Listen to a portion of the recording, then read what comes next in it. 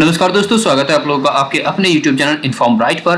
FD eight 9% interest rate, यहाँ मिलता है सबसे ज्यादा FD, सबसे ज्यादा ब्याज। 1 लाख का 10 साल में कितना बन जाएगा वो आपको दिखाएंगे। चलिए शुरू करते हैं।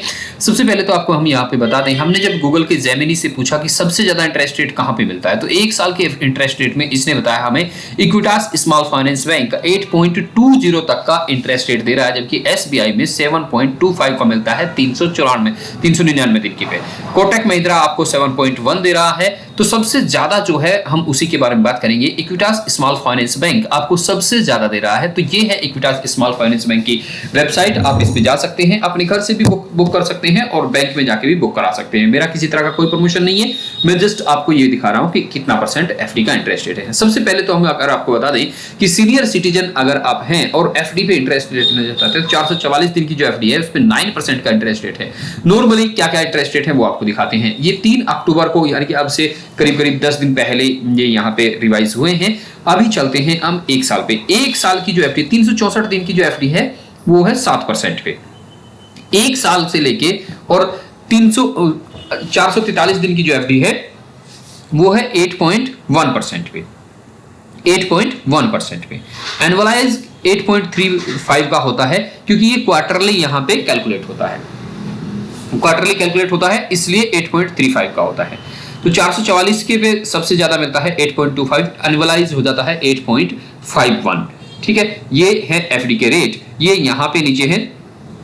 ठीक है, ये है 12 महीने पे 8.10, 15 महीने पे 8.10, 18 महीने पे 8.10, 21 महीने पे सबसे ज्यादा जो ब्याज है आपका 8.10 है, जो कि 12 से लेकर 15 महीने पे मिलता है। ठीक है, अब हम बात करते हैं कि कितना यहाँ पे अगर आप सेविंग अकाउंट भी खोलते हैं तो उसमें भी आपको 1 लाख से ऊपर अगर आपके अकाउंट में जमा है तो 5% का मिलता है। 7 lakh and up to 25 crore तक यहाँ पे 7% का मिलता है। मतलब यहाँ पे नॉर्मली अगर 1 लाख से ऊपर है तो 5% का ब्याज आपको मिलता है। अब यहाँ पे हम खोल लेते हैं FD कैलकुलेटर। ठीक है, तो यहाँ पे हम चलते हैं और ये आपके सामने दिखाएगा। कोई सा भी खोल लेते हैं, फिक्स डिपॉजिट, कोई सा भी। चलिए बैंक ऑफ बड़ौदा का ही खोल लेते हैं। तो इसमें हम यहाँ पे चलते हैं, नॉर्मल है ये, रुकिए 1 सेकंड। तो यहाँ पे आ जाते हैं हम। टोटल हमने 1 लाख जमा किया, इंटरेस्ट रेट है हमारा 8.1, 8.5 जो कि एनुअली पड़ता है। एनुअली यहाँ पे मैं दिखा देता हूँ आपको। एनुअलाइज यहाँ पे अगर हम बात करें, एनुअलाइज यील्ड अगर हम बात करें तो 8.51 का होता है। 8.35 तो 8.3 ले लेते हैं मोटा सा, 8.3। यस, अगर हम 10 साल का पीरियड भरते हैं, 10 साल का पीरियड हमने यहाँ पे भरा,